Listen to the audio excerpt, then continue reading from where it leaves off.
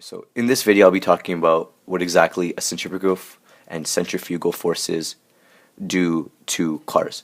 So the forces on a turning car are complex. When you are in a car turning, you feel like you're being pushed towards the outside of the turn. People refer this as the centrifugal force, a term that is an unfortunate because there isn't any force pushing you outwards. The force that makes a car turn is called the centripetal force. This term literally means toward the center.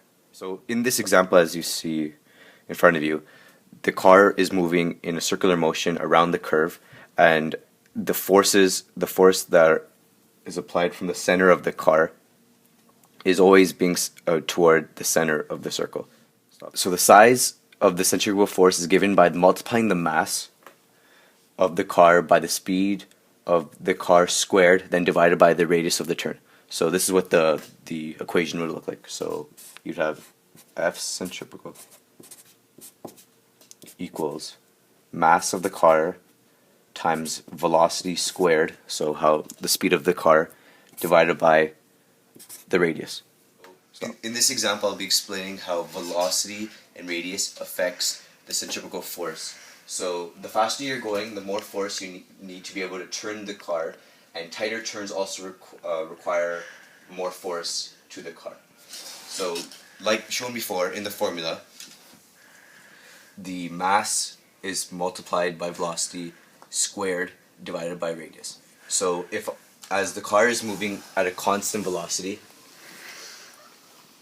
and if the radius is a lot more wider, it means that the person won't face the centrifugal force. But if the person is going fast but going in a tighter turn, you'll see the person practically fly out of the seat. So as you see in this example, you see the car going at a constant velocity and going around the radius of the curve, and inside the car, the objects and people will also get affected by the centrifugal force. So as you drive your car and you make a tight left, passengers in your car and objects will feel as they're getting pushed to the right, and this is the fictitious force which is created by the centripetal force. So as you see the purse and you see the cup of coffee being pushed to the right side of the car because the driver is going at a constant velocity and turning left. Okay, so the last thing I'll be discussing is how fast can a car round a corner at a constant velocity without skidding off the road. So within this question, there are factors to consider. So the first factor is the curve of the road. So easier to round a large curve in constant velocity than it is to round a sharper curve. There must be a force that is acting on you and the car, causing you to change the direction of your velocity, what is causing you to accelerate towards the centripetal path. The second factor to consider is the velocity of the car. The faster your car is traveling, the harder it will be to round a corner without skidding off the road than if the car was to round that same corner at a less of a velocity.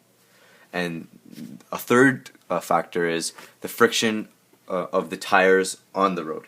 So the greater the force of friction between the tires and the road, the faster a car can round a corner without skidding. Since the force of static friction is greater than the force of kinetic friction, the friction between the tires and the road needs to be static friction to take the corner at maximum possible velocity.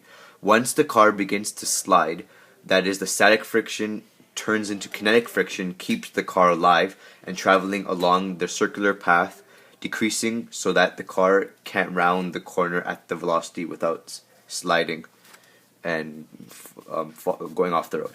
And finally, the last factor to consider is the level of the road. So the level of the road, in which race car drivers have banked roads to keep the car at a constant velocity. But in normal roads, so depending on, like, if you're going into a highway, or if you're, for like a basic curve, if you're turning onto the next intersection, that the way that how the bank curve is angled does affect the car's corner.